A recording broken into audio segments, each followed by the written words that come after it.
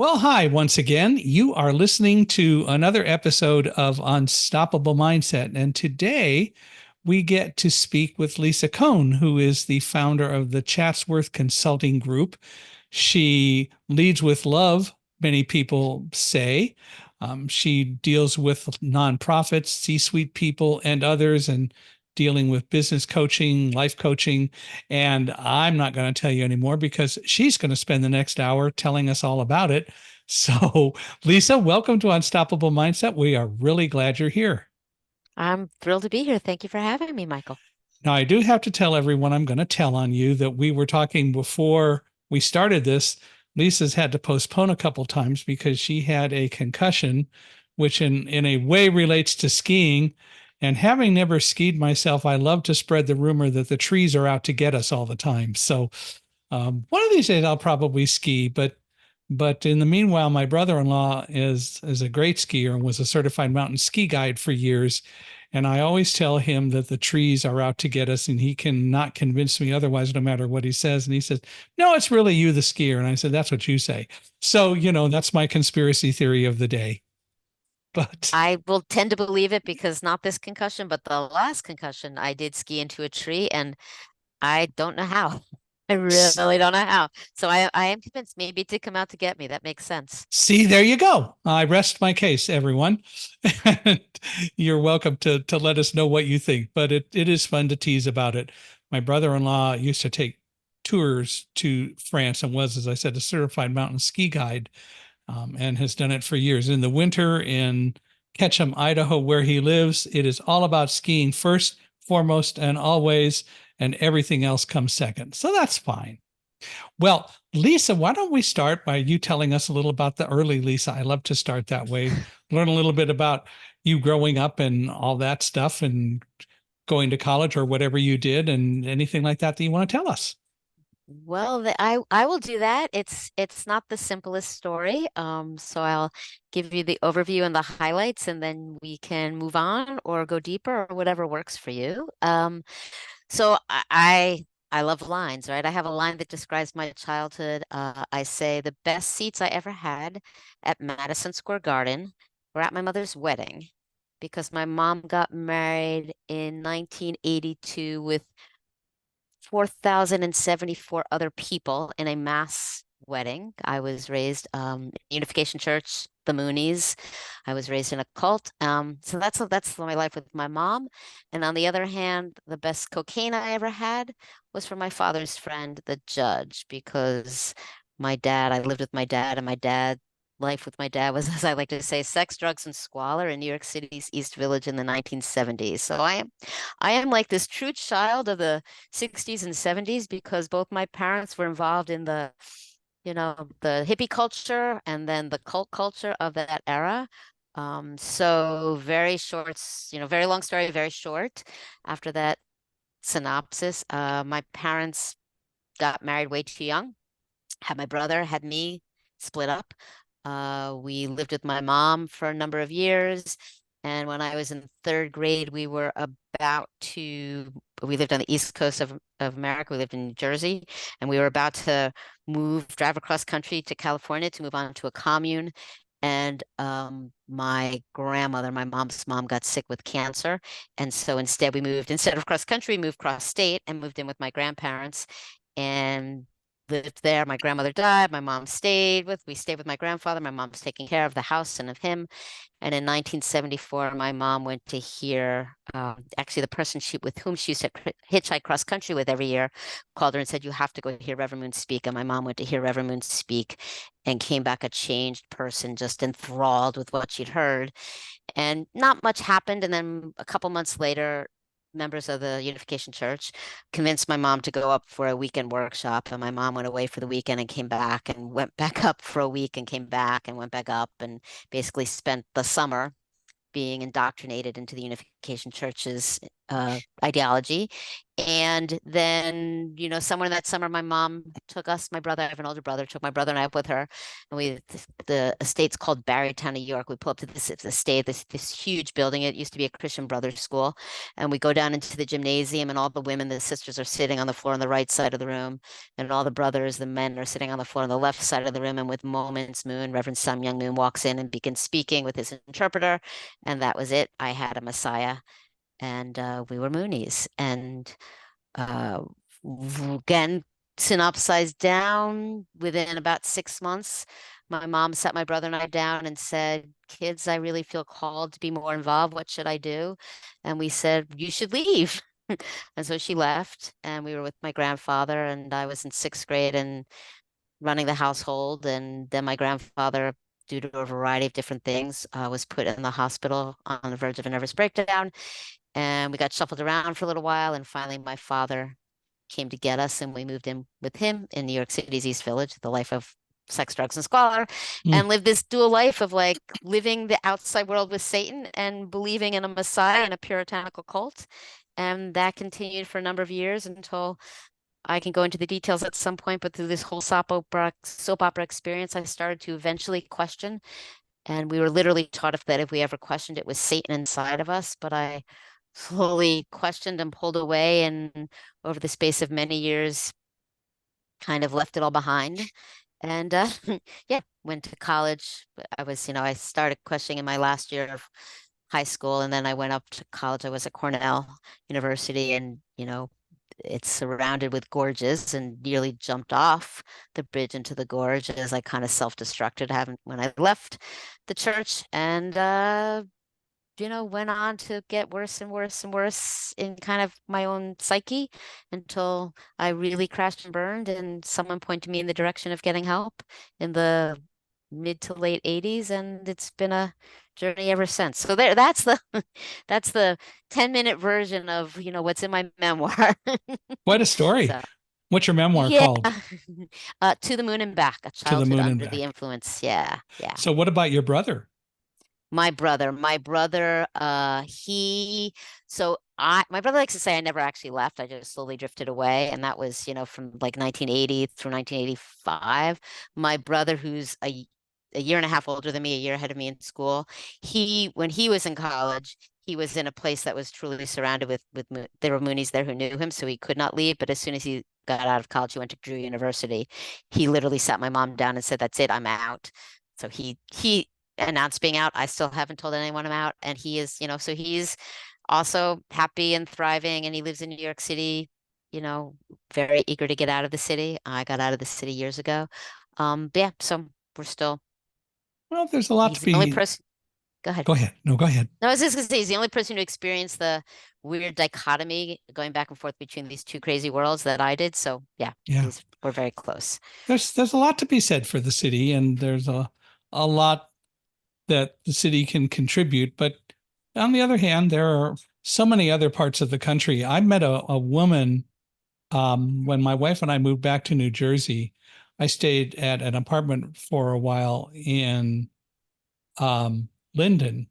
I'm sorry, no, where was it? Not Linden. Well, anyway, it was north of Springfield in New Jersey.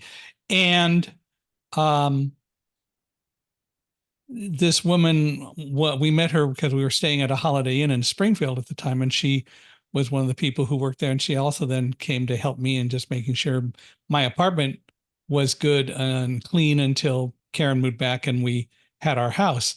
And one of the things that we learned from her was that her whole life, she lived in the Springfield area and had never been to New York City, less than 40 miles away. Yeah, people are afraid of it. Yeah, it was Elizabeth, New Jersey, where I lived until Yeah, Karen came back, and then we had started and built a house in Westfield. But I'm always amazed, and I know of people who live in the city who have never been out. Um, that is true as well. Yes. and there's so much more to the world, and I just love the fact that I've had the opportunity as a speaker to travel all over this country and enjoy going and meeting new people and seeing new places and seeing so many different aspects of our whole U.S. culture. It's great. Absolutely true. There's so much to be said for a lot of different places. What? And I will always be a New Yorker at heart. Well, So there both are you true. go. There you There, go. and there's nothing wrong with being a New Yorker at heart. Nope, I was there's born in nothing wrong with Chicago, it. but I grew up being a Californian, and I'm a Dodger fan. Um, but there you go. Of course, there are those who say that the Dodgers one day will move back to New York. Back to Brooklyn. We'll see what happens. Yeah, hasn't happened yet. So Hasn't what happened did yet. what did you major in college? I was a psychology major. Ah, okay. So now where do you live?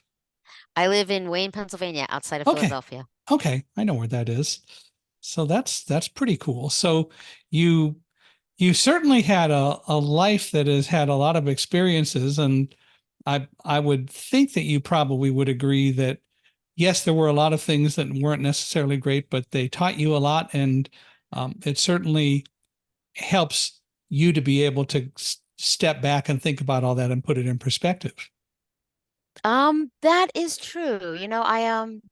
That's not quite the point you're making, but alongside that, similar to that, when again when the memoir came out, people started reaching out to me and some, you know, late teenager, young adult, I don't really remember the age, stranger reached out to me and was kind of giving me the lowdown of her situation, which was, hard, a lot of trauma, a lot of tough stuff. Yeah, And I said what I often say is that, like, I wouldn't wish difficulties and struggles or trauma on anyone, but sure. I do know that when you get through, if you can get through when you can get through, you have an appreciation of life that people who haven't experienced Yeah. hardship don't really have.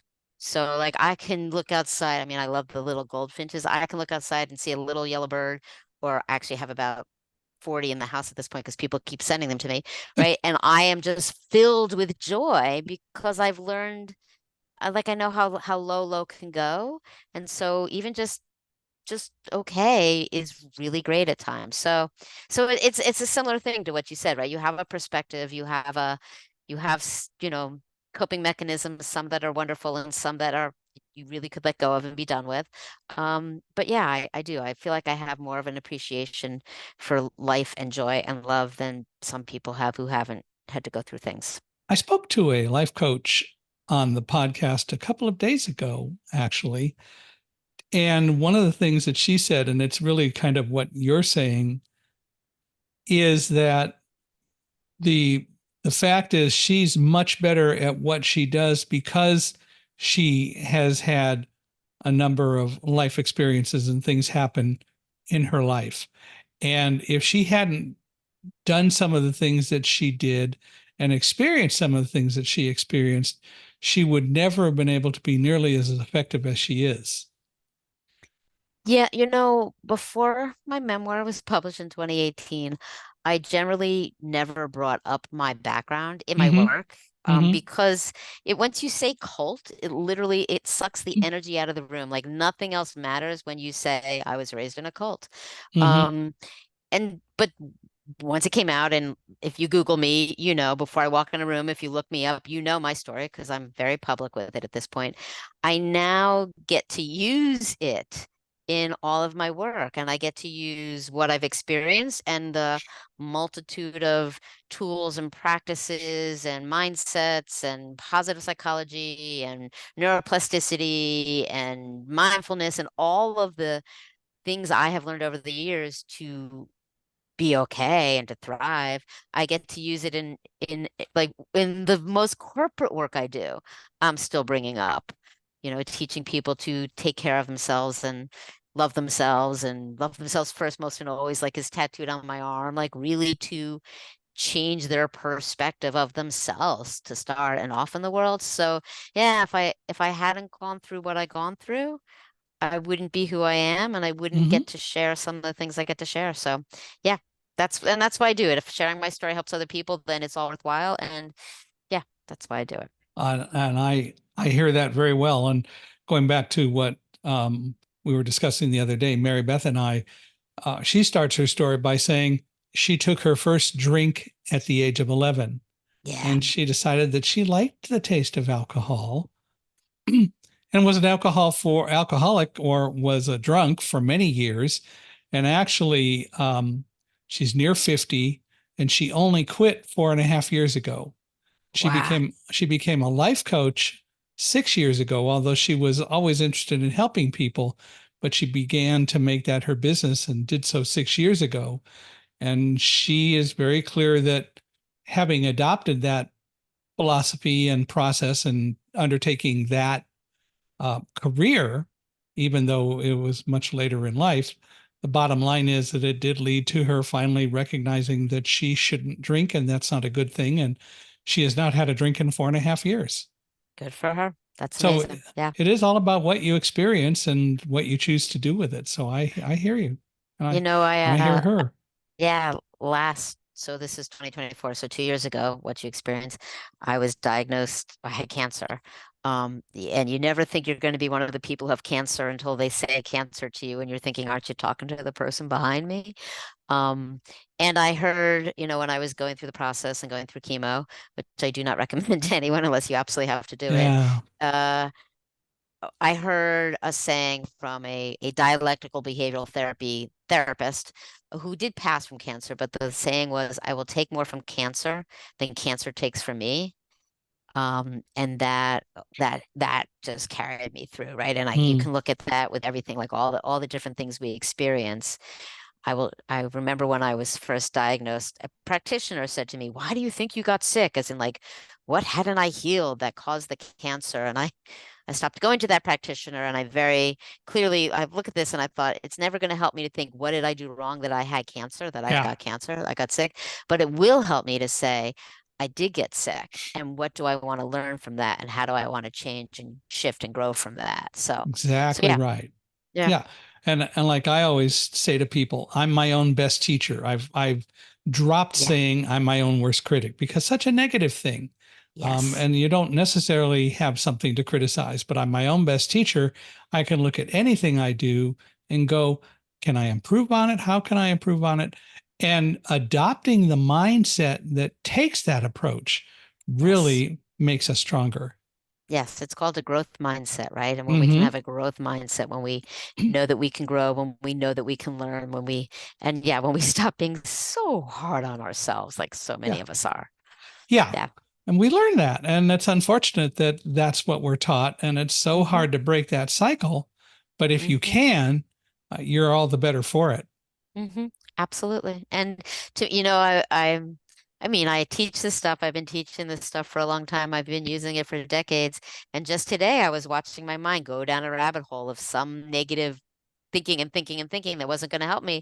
And all of a sudden I pause. I'm like, I was driving. I'm like, I put my hand on my leg. I'm like, Lise, you're right here. You're right now. You're in the car. Look at the sky. Pay attention to the road. You don't have to think that right now. You can just be in this present moment and feel better. And poof, like magic, the crazy thinking stops, and you're like, oh yeah, it's actually okay. I don't have to Yeah. worry about that right now. But Yeah. yeah, our brains, we have a negativity bias. Our brains are trained, have evolved to like look for danger, focus on danger, really think about the bad, play it over and over, see it bigger than it is, never look at the good. We're, as Rick Hansen likes to say, Velcro for the bad and Teflon for the good. But we have a choice to shift that. So I feel like And I'm it, preaching. Sorry, but I get excited nope, about this it stuff. is perfectly okay to preach. And it is all about choice. Yeah. As I tell people all the time, we had no control over the World Trade Center happening. And Yeah. no one's ever convinced me that we could have really foreseen it and not have it happen. But what each and every person in the world has a choice about is how we deal with what happened at the World Trade Center Absolutely. and how we move forward or choose not to. And I've seen all sides of that. I've Yeah. seen people who talk about the conspiracy of the World Trade Center. It really didn't happen. The government did it, and so many different things. And I met one guy who had been a firefighter and he decided to change careers and become a police officer because he wanted to go kill terrorists who were trying to deal with our country. Would not be the reason I would choose to go to off and be a police officer. He did it because his brother was killed in the World Trade Yeah. Center, but still, there were so many more positive reasons to do it. But that was his goal at the time. And I don't know, having never seen him since, whether that has changed, but it is still just always a matter of we can choose Yeah. and do have the right to choose. God gives us that right. That's why we have free will to choose how we want to deal with things or Yeah. not. It is what it is, and what will I do with it, and how will I be with it? And yeah, Yeah. and I can accept it, and then what do I want to do about it? Yeah. Yeah. Yeah. All true. All true. So what did you do after college? So you got a degree in psychology, So I got a degree in psychology, started which to I psychoanalyze goldfinches, but okay. started to psychologize goldfinches. I just love my goldfinches. Yeah, it's funny because when I was writing the book, and there was in my town, there's a author who lives here, kind of took me under her wing. And at one point she turned to me and she said, "Do you realize like everything you experienced as a child and then you majored in psychology?" I'm like, "Yeah, it never dawned on me that I needed to psychoanalyze myself." But I did. I got out of Cornell, and on the personal side, I very soon got engaged to someone who my dad at that point owned a restaurant, a French restaurant. And I got engaged to someone who worked for him and drank with him and drank a heck of a lot and Hmm. was very not nice when he drank. And someone, a dear cousin, lovingly pointed me in the direction of the 12-step programs and to Al-Anon, the 12-step program for those of us with our arms clasped around Yeah. the alcoholic. And I crawled into my first meeting practically on my hands and knees, thinking, like, tell me if he's an alcoholic. There's no way I would ever be with an alcoholic. I'm too smart for that. Only to realize that there were tons of reasons why I would be. And so that started my healing growth trajectory and journey. And on the professional side, I did a 6-month stint in um direct mail back when there was direct mail, a direct mail company, and then a 6-month stint in in advertising, an advertising agency, and then after that, got a job doing entertainment advertising for a small division of Gray Advertising, which I dearly, dearly loved. Uh, it was fun. It was exciting. It was a lot of good things. But ended up getting, I was running the Good Morning America account, and I ended up, it wasn't enough work to fill me, but my boss wouldn't take me off the account because the client adored me, so they didn't want to move me. So I got really, really bored, and I decided to go to business school. And I somehow convinced my boss to convince his boss, the head of the whole agency, to send me to Columbia's executive MBA program, which Ah. you had to be sponsored by your company, and they had to pay for part of it. And that just didn't happen in the advertising world. I remember one of my professors once said, they eat their young in your industry, don't they? Like you did not, and they did not invest in you, but they did. They invested in me, and I went. I got my MBA in Columbia's executive MBA program, and there found the disciplines where I now work in leadership and organizational behavior and organizational development, and began to have confidence in my own voice business wise and what I knew. And this is maybe why they don't invest in you. I got out of the program and within not too many months quit, and I went to work actually for a large not-for-profit fundraising organization, which, because I was like, I'm good, I'm smart, I'm going to go do good for the world. And I ended up in a job where once again, it didn't engage me enough. And I literally had a boss who liked to fight with me because he thought I was good at fighting.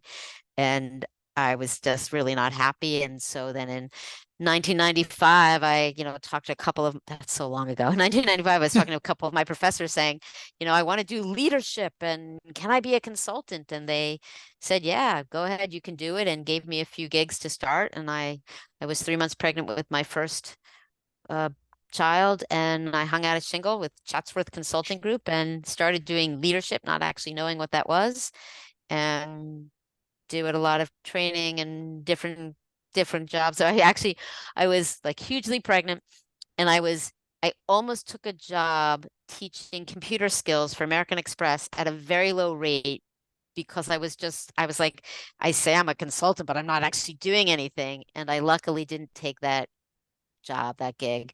And soon thereafter, I started getting different projects from former professors. And I've been doing and growing the business ever since. And in the 1998, I think I was in front of a client doing, teaching leadership skills or doing some sort of program. And the head of the agency came over to me and said, I want to be you. Do you coach? And I said, yeah, I coach.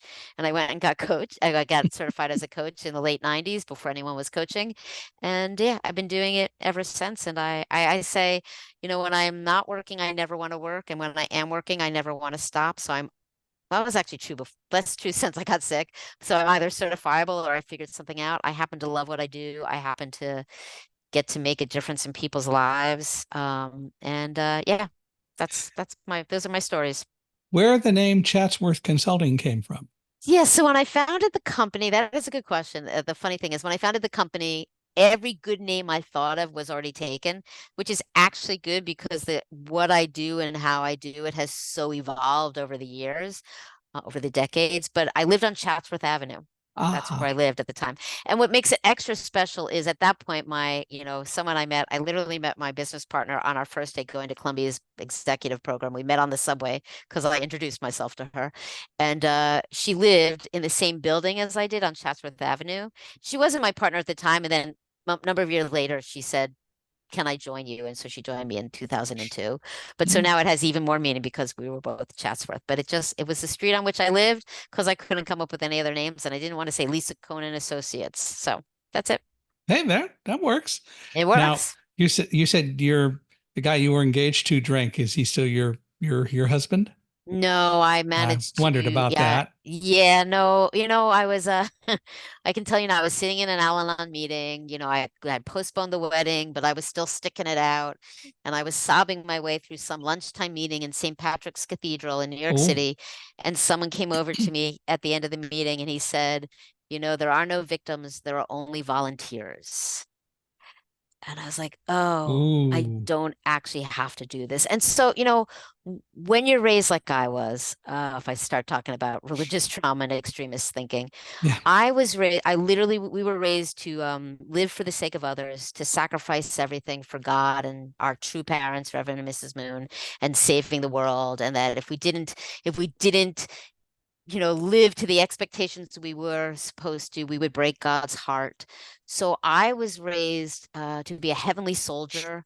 When again my mom left and I couldn't cry, couldn't miss her, couldn't be sad, couldn't be mad. It was all for God. So I just learned that I would do no matter what. And I till to this day I say, if you put something in front of me, I will do it. I will do it extremely well, even if it takes me down in the process, which isn't as true because I've learned a lot since I got sick, but that used to be me. And so I was engaged to this man and it was miserable, but I was gonna, like, I have Alan on, I can marry him, I can do it. And when this person came up to me and said, there are no victims, only volunteers, it's kind of was the crack that said, you can do it. I just said this to a client the other day. You can do it, but just because you can do it, it doesn't mean you have to do it or you should do it. Mhm. And at luckily at 24, I was able to say I deserve a life that's easier and has more happiness than choosing to be with someone he was really mean when he drank. So no, I didn't marry him. I didn't marry him. Thank you. People look at my life and it's like I've skirted disaster. I am like Mm. graced. I am lucky. I have a steel rod for a spine. I don't know. You know, got out of the church. I almost jumped off a bridge, but I didn't. I, I became anorexic and I can tell you I am not heavy now and I was almost 30 pounds less. I was 82 pounds. I'm not tall, but I was really quite scrawny at Yeah. 82 pounds. But then I started eating again. When I started doing cocaine with my dad, I did a heck of a lot of cocaine. And all of a sudden, every day I was doing it. And then I just stopped doing that. And then I got into really more and more destructive and mildly or abusive relationships. And I stopped doing that. So I've like managed to like avoid disaster numerous Well, times. I'm incredibly lucky. So yeah, and your mind has helped you progress from all this. So did you yeah. ever find someone and get married or have a husband or any of that kind of stuff? I did. I found someone. My one of my best friends from high school set me up with one of his best friends from college as a joke, and we've been married 30 years, and we There have two you kids. go. Yeah, we have two kids. So yeah, That's cool. yeah, Well, absolutely, absolutely. congratulations. Thank Well, you very much. I met my wife, a friend introduced us, and he was actually, my friend was dating this person, sort of, even though he was married. And she said, "You said you were going to leave her," and he didn't. But he was the kind of guy that always had a girl in every port. Well, anyway, he introduced this lady to me, and 11 months or 10 months later, we were married, and it Oh, and wonderful. it and it took for 40 years until she passed away in November of Yeah. 2022. And Yeah, I remember that. As I Yeah. tell people, she's monitoring me somewhere. I am absolutely certain. And if I Yeah. misbehave, I'm going to hear about it. So I have to continue to be a good kid. There you go. There What I you got to go. do, Yeah, absolutely. but I've got 40 years of memories and can't beat that. Yeah. Yeah. That's good. I'm So, glad you did. Yeah. so you formed Chatsworth, which is really pretty cool. I'm curious though. So you didn't really have, when you were growing up, at least early on, as much say about it. Why do people join cults? Yes. Why do people join cults? They're in the wrong place at the wrong time. So, um, I used to say everyone is susceptible to extremist thinking. Not everybody believes that, but I do believe it to be true. I was once corrected and someone said, unless you're a sociopath, a psychopath, or already in a cult, you're susceptible. Or as there's two anti-cult activists who were in Nixium, the sex cult, a couple years ago. And what they say is if you think you're not susceptible, you're even more susceptible. Mm, Why? Why? Because as human beings, we crave purpose, certainty, and community. And having a messiah, believing anything that extremely is absolute certainty. It is, let me tell you, it is the most powerful drug to know that you have the truth, like the absolute truth. You have purpose. You know why you're here. You know what you need to do. There's not Sunday night, Monday morning blues because you have a purpose for your life. And as long as you don't leave or disobey, you have absolute community. So it's, you know, as humans, we want to know, we want to understand, right? We make up theories and reasons in our brains. Even people who say they don't, they do, right? Our brains crave it. And so, as you know, I heard someone say a long time ago, and I repeat, all it takes is being in the wrong place at the wrong time, meeting the wrong person, and being in the wrong state of mind where you're just going to be a little bit open to something. And you're susceptible. And so the ones that are really successful, they know how to work with the brain to keep you in. So again, as I said, we were literally taught that if you ever question anything, it's Satan. So as soon as you start to think for yourself, you do a 21-minute prayer, you fast for 3 days, you take a cold shower, you're being invaded by Satan. So you're afraid to think. And when they were first bringing people in to my cult, right? One of the things they did, so they would get you away to, a workshop. They would not give you enough to eat, not give you enough sleep, keep you surrounded by people so you don't have time to think. And they would give you all the teachings. And then at night they would say, just write one thing you agree with, write it down in this journal, just one thing.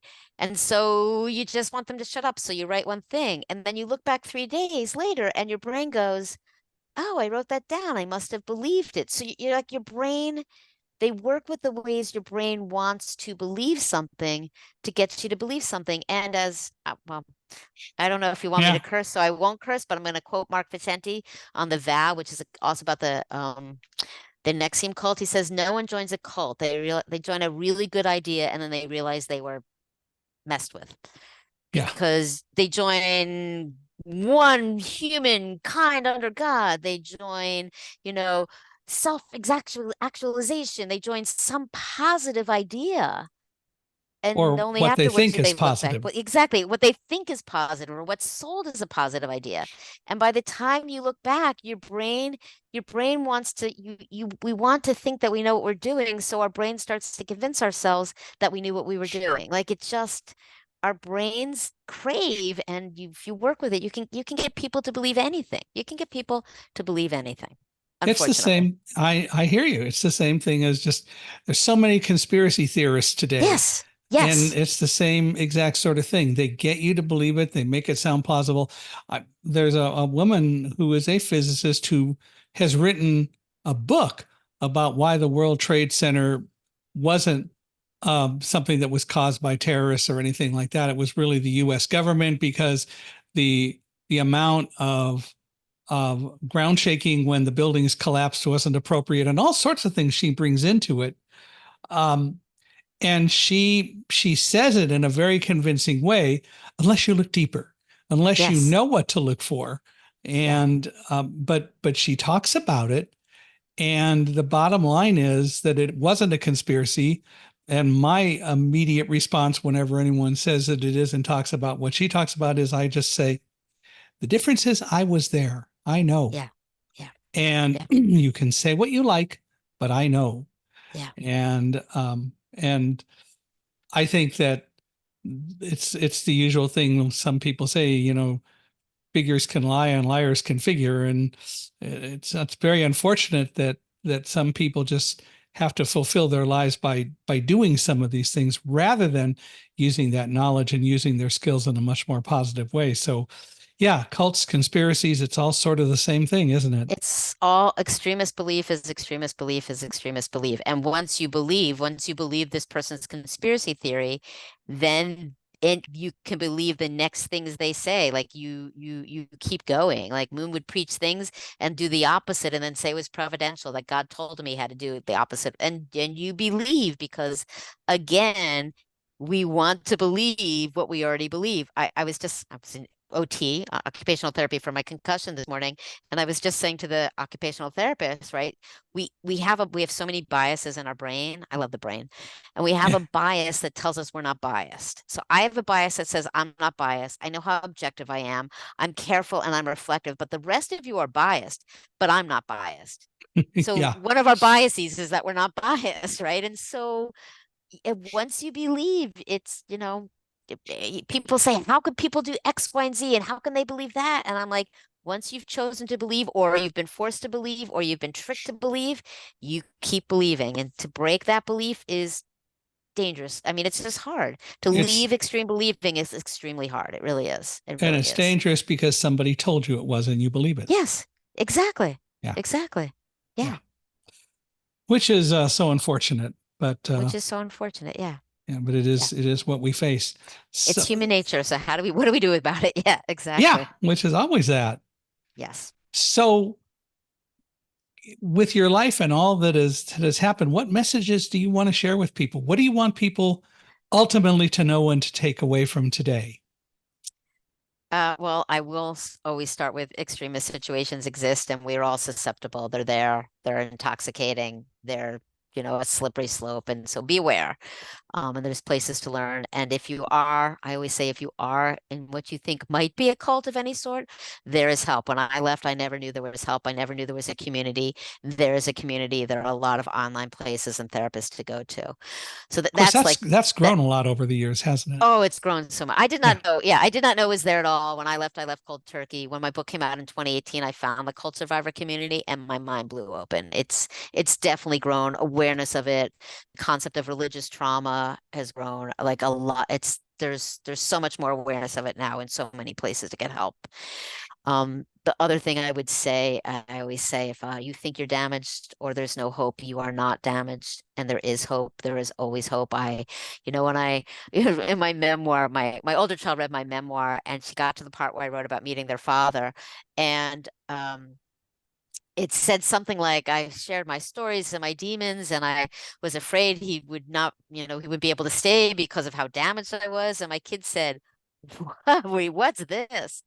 And I just look at it and I think, well, I literally believed that for a very long time, that there was something Yeah. wrong with me. And there is hope and you are not damaged. I call them the lies in my head.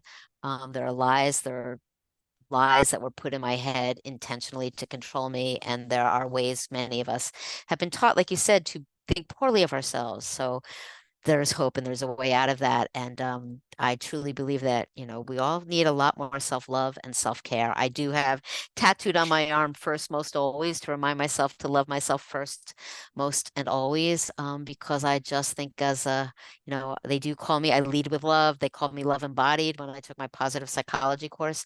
But really, many of us need a huge dose of self-compassion, self-love, self-care, kindness and gentleness, first to ourselves and then to the rest of the world. So those are probably and whether it's in like individually or in an organization or in a not-for-profit, like all of that is true. We're human and we make mistakes, but there's an opportunity to really connect on a deeper, truer level. And there's an opportunity to it's called post-traumatic growth, right? To heal from the trauma and heal from the things that have happened to us. And I know there are people with a lot harder stories than mine, and there are people who have gone through things like I have, and there's always a way to get help and reach out. So yeah.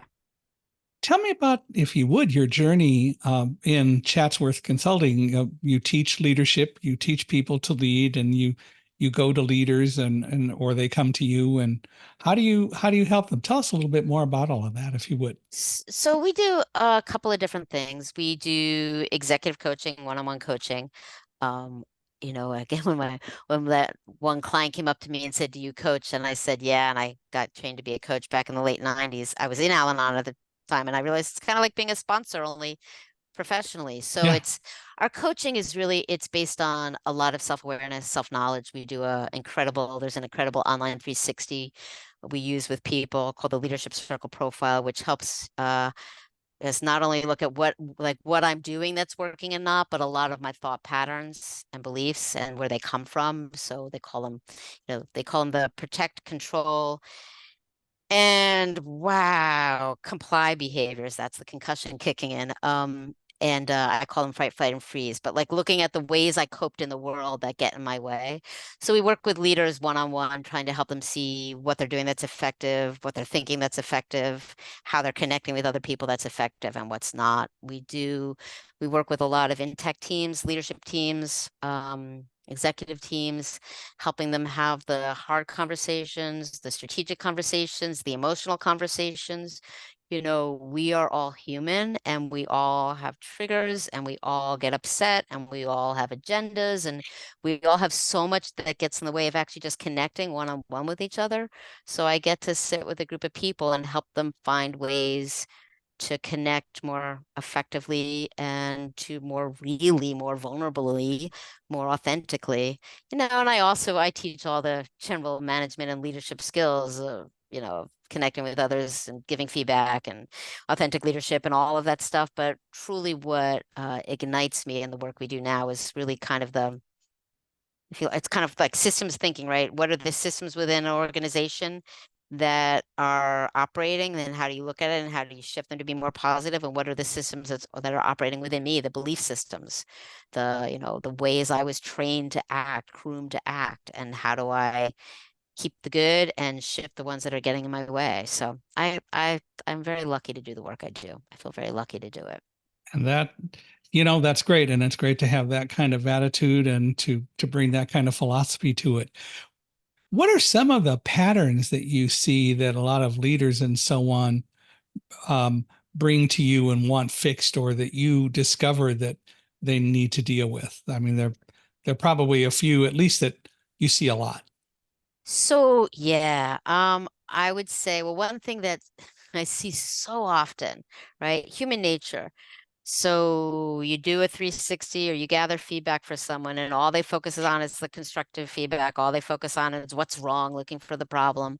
Again, that's the negativity bias in our head and a lot of other things. But one thing that comes off so clear is, in general, almost all the time, right? People, if they're good at something, that thing that they are a star at, that thing that is like second nature to them, the thing that people so admire about them, they think it's not a big deal.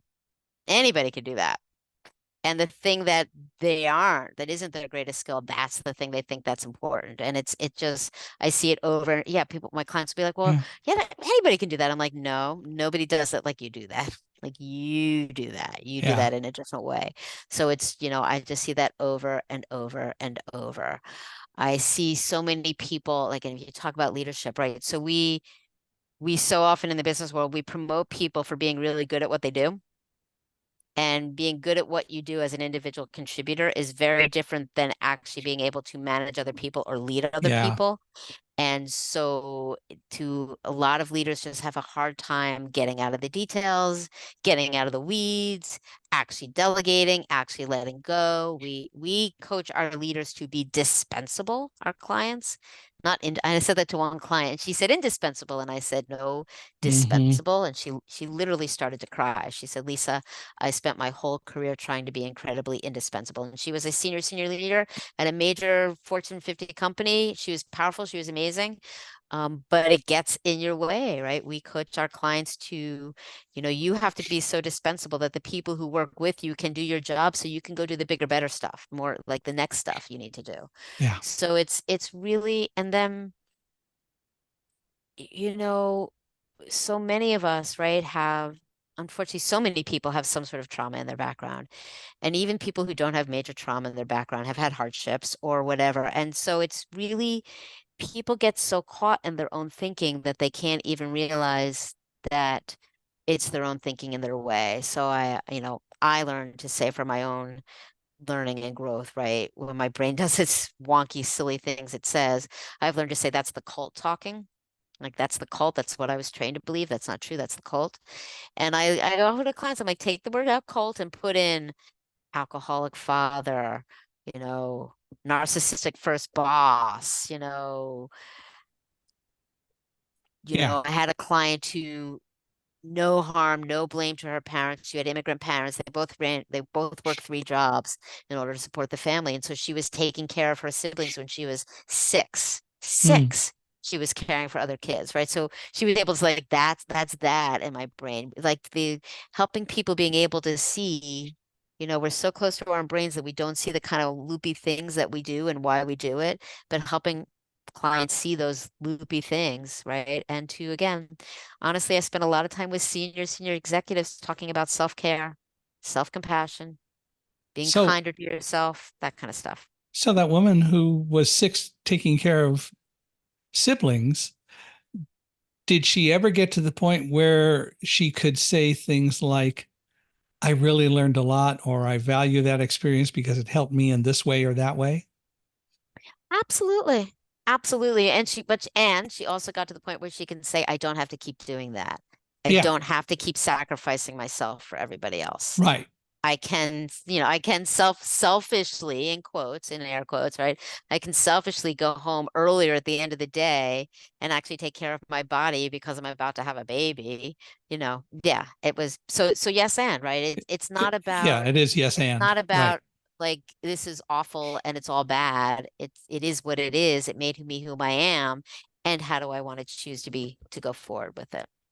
I was very fortunate when I started in sales. I took a Dale Carnegie sales course. The company I was working for sent me to it because either I went from the job I was doing for them into sales or I had to leave the company. And I, at the time, didn't want to go look for another job, especially as a blind person with an unemployment rate among employable blind people in the 70% range. That's a real challenge. So I went into sales and took this course. And I don't even know where it came from or when I first started doing it. But one of the things that I learned as I became a manager and started hiring people and working with people was to say, you have skills, I have skills. And my job is not to boss you around. If I'm hiring you, I'm hiring you because you convinced me that you can do the job that I'm hiring you to do. But at the same time, what I need to do is to work with you to figure out how I can enhance what you do, because my job as your boss is to enhance what you do and Yeah. to make you success or help make you more successful. But we have to do that together. Now, the people who really got that were successful, and we found that there are a lot of ways that we could blend our skills together. The people who didn't get it and didn't want to do it ended up not working for the company very long, Yeah, but it was because absolutely. they weren't successful. They weren't able to sell. And I know that I have some skills that a lot of other people don't have, but it's my life upbringing and it's my environment that taught me those things. So that's fine. It isn't to say that other people couldn't get them. And a few people would ask me from time to time, how do you do that? And we talk about it and they got better at it too, which Yeah. is fine. Yeah. Yeah. I mean, that's brilliant, right? But not every manager, not every leader gets that or knows that. So that's your role, is to enhance them. And your role is also to kind of block and tackle, right? What's getting in their way that you can, what are the obstacles you can remove? What are the bridges you can build for them to go forward? But yeah, so often, again, we get promoted for doing something well, and then we think everybody should do it our way. And it's a huge learning to realize you can do it your way. And as long as it's successful, that's great, as opposed to trying to force other people to do it my way. But I quote, I love Tara Brach. Tara Brach's a mindfulness Hmm. teacher, and the quote I saw recently was, "The world is divided between people who think they're right." Interesting Exactly. quote. Yeah. Right? We all are going around thinking we're pretty right in what we're doing. And yeah, so yeah, The other part about that and the approach that I took was that I was always so amazed, impressed, and pleased when I was able to work with people who, as I said, got it, how mm, much I learned. yes, And I learned some of their skills, which helped me do my job even better.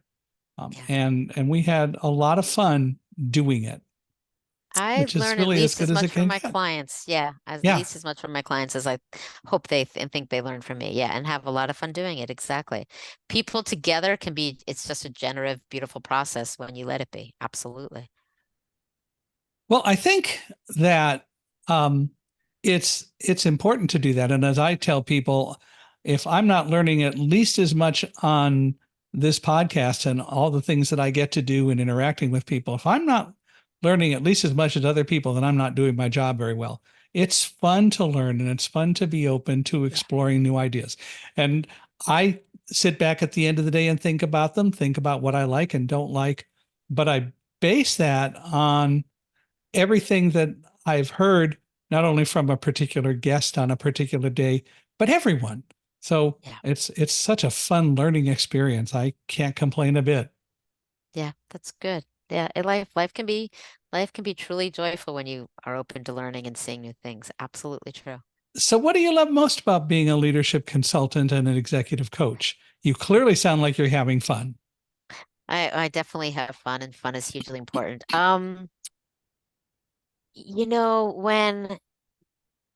When when you see a difference in your clients, when they get something that they needed to get, or they understand, or they move ahead in a way that they hadn't, or when they're, finally standing up for themselves, or finally taking time for themselves, or finally, working better with it, like when they're finally doing those things they set out to do, it is such a gift, right? It is such a gift. And similarly, when we're working within tech teams and you see them connect in ways they haven't connected, or move the organization forward or the team forward. Or we're working with one client where there's a department in this organization, and the three areas in that department are kind of at war with each other. And when you can get them in a room where they can actually start, hearing each other and listening to each other and finding ways to move together forward. It's an organization that does a heck of a lot of good in the world. So if they're going to be more effective in what they're doing, even more good is going to be done in the world. So it's very gratifying to be able to be someone who can, I'm told I inspire people, but I support people. It's such a gift to be able to give people something that helps them feel better, and therefore live and lead better. So yeah, And when you see the results of that, when you actually see them putting into practice the kinds of yeah, things that you talk about, yeah, um, and maybe they take it in a different direction than you originally thought. But of course, seeds get planted where they get planted, and so yeah. it's the ultimate results that really count. But by the same token, when you start to see that happening, that has to be a wonderful feeling to It's experience. hugely gratifying, and it's the concussion brain kicking in, because I know there's an example just recently where a client told me of a conversation they had, or something that happened, and we had the whole conversation about how you realized 6 months ago when I first met you, you never would have done it in that way. Hmm. You never would have shown up in the way. But I can't remember what it was. But it did happen recently. But it's my short-term memory that's the most messed up right now, but we'll get there. We'll get Well, there. yeah, as I said, you just never know about seeds. And I've told the story a couple times on the podcast. When I was doing student teaching at University High School in Irvine, and I was in the teaching program, teacher credentialing program at UC Irvine. I taught high school freshman algebra. Is one of the two courses I taught. And there was a young man in this course. His name was Marty. He was from the 8th grade, but was very bright. And so he was accelerated for this class and a couple of things to go to a high school algebra class. And we were in class one day and he asked a question. And it was a very easy question, and I didn't know the answer. Now, mind you, I didn't have a concussed brain. I just didn't know the answer. And immediately I thought, don't try to blow smoke with this kid. Tell him you don't know. So I said, Marty, I got to tell you, I should know the answer. I don't, but I'm going to go find out and I will tell you tomorrow. Okay. And he said, yeah. So the next day I came into class, and one of the things I love to do as a student teacher, well, as a teacher in general, back in those days, we used chalkboards. Since I don't write well, I would always have one of the students come up and be the official writer for the day. Everyone wanted to be the teacher's writer on the board on any given day. Well, I came in and I decided, because he hadn't done it for a while, that I'd have Marty come up and write. And we started class and I said, Marty, I got the answer. And he said, I do too. I said, great. You're the Blackboard writer of the day. Come up and show us. Well, he had it right. And I had it right. So that was a good thing. But 10 years later, so the next thing that happened is right after class, my master teacher, Jerry Redmond, came up and he said, you absolutely did it the right way. Don't ever try to blow smoke with these kids. They'll see through it every time. Well, 10 years later, my wife and I, at the Orange County Fair, and this guy comes up and in this deep voice, he goes, Mr. Hinkson, do you remember me? Well, he didn't sound at all like Marty. And I said, well, I'm not sure. Who are you? He said, I'm Marty. I was in your class 10 years ago. And I remember the algebra thing. You never know where seeds are going to be planted, but that stuck with him all these years. And yeah. I didn't think about it other than I was glad that Jerry Redmond told me I did it the right way. But it was so wonderful to hear that he remembered it. So if I had any effect on him, so much the better. Absolutely. Yeah, absolutely. So what did you learn from cancer? What did I learn from Other cancer? than chemo's a pain. Chemo is not fun. I learned to slow down even more. Like that again, the amount, my brother used to call me the little engine that will no matter what. And I've learned to, and maybe this doesn't sound positive to people, but to go slower, to be gentler, to do less, to lower, the push that was still in me. I mean, push is good, but too much of anything is not good. I learned to appreciate life even more. Nothing like a cancer diagnosis to kind of make you do that. Life, I keep saying, no matter what, any way you look at it, my life's going to be too short for me. So make the most of it. And I learned to have more of a voice of my own. I was, the way I was raised and the cult I was raised and the things that happened made me not be aware that I had wants or needs, or not think it was okay to have wants or needs. I have a therapist and I literally will say, am I allowed to feel that way? Am I allowed to want that? She's like, allowed, but it was so structured. And so cancer taught me to put myself more first than I ever had, which for maybe there's some people who don't need that. I think a lot of people probably do. But for me to learn to put myself and my needs and what my body and my health require up on the top of the list was a huge learning for me. So it really, it was all journeys that I was already on, but it really just, I will say, before the cancer, I never really wanted to stop doing the work that I do. I love the work that I do. And since the cancer, it's like, yeah, I love it. And I still don't, I mean, then I had more surgery and more COVID and then the concussion. Like, I physically am not full at strength, and I don't know if I'll ever be full strength again, but I definitely learned that I don't have to have that, do it all, do it now, do it fast kind of I get into the song, Marching on Heavenly Soldiers, right, with a pounding fist that I grew up with. So it really, now I'm like, okay, universe, I got it. I don't need another lesson. Like I'm good. I don't need another medical issue. I was planning to go into 2024 with no medical issues, and I concussed on January 3rd, which just made me crack up, like really out of my control. But yeah, it's so yeah, even more gentle, even more and gentle, and even you more gentle. and you don't have to feel guilty about it.